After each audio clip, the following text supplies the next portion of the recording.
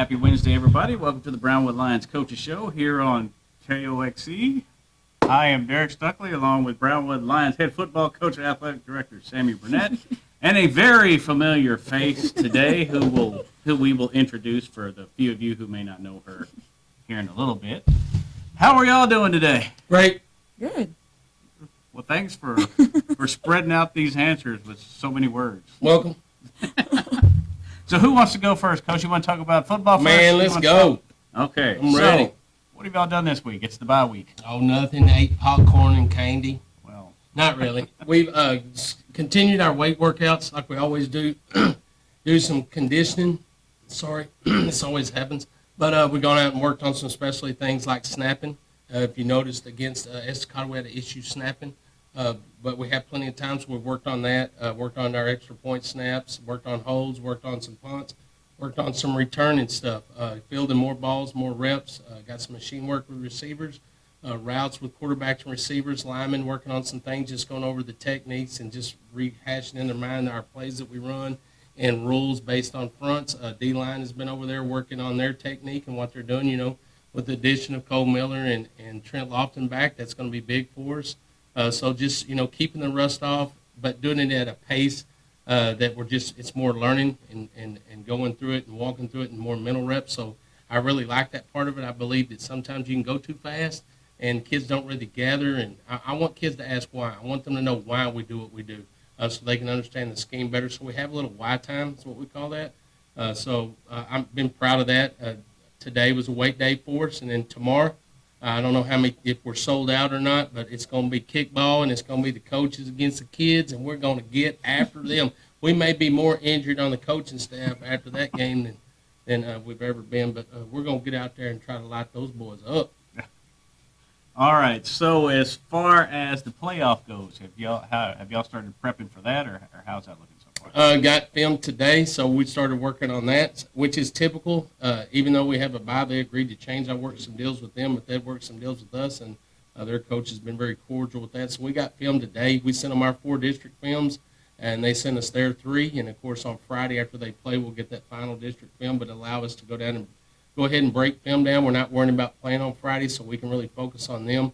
Probably have our game plan in by Friday, and just give us a better opportunity to get that to the kids and them understand a little bit more, and also for the coaches. I mean, sometimes we'll work on Sunday, and then come Monday we have a different idea.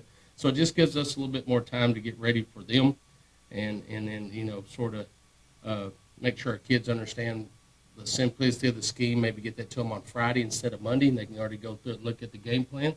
And that's that. We're going to play at Odessa next Thursday the 10th. That's at 7 o'clock Central Time, so if you're coming from El Paso, it's different time. It's time change. So I'm sure we got fans in El Paso. I just want to make sure they understood that Central Standard Daylight, whatever time that is. Is that Chicago time? Yes. Is that what that means? Mm-hmm. Yeah. Chicago time. Yeah. So it's regular time, 7 o'clock for us, just to keep everybody confused. You can get tickets right now. Hadn't confirmed, so I haven't got the contract from Odessa yet, but they're working on that. But it looks like we're going to be able to purchase tickets at the gate or get them online. We'll give you the option as soon as we get that. But you will get a ticket. They're $8 period per person. They'll accept, of course, coaches' passes and district passes for employees, but no different than any other time. And I'm sure we'll accept senior passes. But all tickets are $8. The reason the tickets are a little higher is because we got to cover costs of the stadium, and that's what they requested. They were really firm with that, so we agreed to do that for them. We'll bring a lot more people, and they will, so hopefully we'll cover the cost of that. We will be the home team, so you want to sit on the home side. And I think that's it. Did I miss anything, Stuck? Is that Ratliff Stadium in Odessa? I think that covers it. Of course, everybody knows how successful the varsity's been this year, but the whole football program from junior high up has been successful this year. So let's talk about that a little bit. I'm really excited. They say in our profession you can tell the depth and the strength of a program after about a 4 to 5 year period. And this is year 5 for us. And when I look down, of course, you can't. The X's and O's don't matter. You have to have the kids. And everybody knows that. It doesn't matter what sport you're in. If you're down talent-wise with your kids at a certain time, you're going to be down that year. So coaching is really giving them the skills they need and putting them on the field and let them go out and do it. And we have a group of kids all the way from the 7th grade B team all the way to the varsity that have the skill and gone out there and were coachable and put forth the work. But I'm really proud of the fact that at our sub-varsity level, our 8th grade was 7-2. 8th grade A team was 7-2, and they've had several key injuries, but they lost the game last night, their last game of the year, on the last play of the game. I mean, there was like 10 seconds left. So other than that, they'd have been 8-1, and the rest of our teams at the junior high are 8-1. So we're 8-1, 8-1, 8-1, 7-2. Our combined team was 6-4, which is really good for them. 2 of those losses were to Atlanta, which basically is their JV team, and we know we're going to take it on the chin when we play them. But our kids go out there and compete anyway. And then our freshmen were 8-2, our JV was 9-1, and right now our varsity is 8-2. So all in all, over the course of 1, 2, 3, 4, 5, 6, 7, 8 teams, we're 62-14 as a program. So as a coaching staff, we're very pleased with that. Yeah, looks like a bright future's coming for the Lions, too. That's right. We keep working, keep grinding, keep our kids in the program, keep them in Brownwood. Add a couple more to that as it works out every once in a while. And you're going to lose 1 or 2. Parents move, get different jobs, that kind of stuff. But if you can consistently keep your kids together, it's very important, because you do have some fall off as they get older. But if you can keep them together, the majority of them keep them working hard and keep developing, we have an opportunity to be successful. So one more question about the varsity. Up to this point in the season, what do you feel has been the biggest improvement from the time y'all put on the pads back in August? I think the fact that our work ethic's still there, our kids are gelling, our offensive line is gelling. They believe, they've had to fight some fights and go through some battles, and they've taken some losses. But in those losses, there was things learned. They know that you can't give the team 17 points and win against a Wiley team. You can't turn the ball over twice and miss a couple of tackles against Steenville and give them 42 points. You take those simple things away, we feel like we could be undefeated. But through those losses, there's always things to be learned. Don't take things for granted. Continue to work every day to get better at what you do. I think our kids are bought into our coaches, and I think they're having fun, and that's important. If they quit having fun, they're going to lose that desire. And our kids really feel like they have an opportunity to be special, and they want to be special, so it's fun for them, and we're making sure we're making it fun, but yet getting our work done. Okay.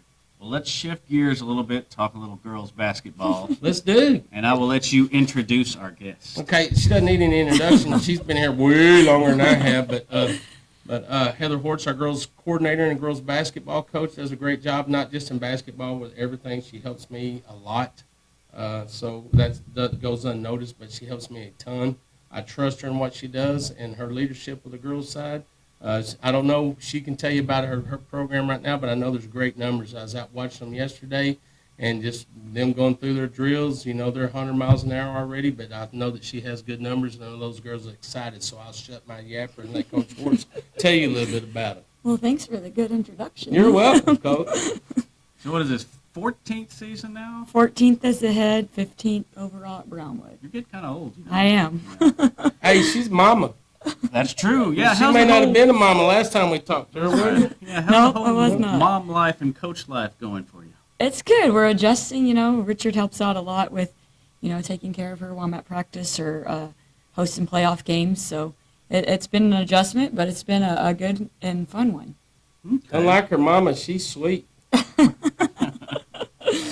All right, well, let's kind of talk about this year's team. Y'all start, first game's Tuesday, right? Yes. So I guess based on what you got back from last year, what y'all accomplished, what has come up from this year, just kind of talk about your overall expectations for this group. Well, we returned 2 seniors, Cassidy Wooten, which missed the whole district season last year due to a broken foot, and then Maddie Pyle, which started the last 2 years and has been on varsity since the sophomore year.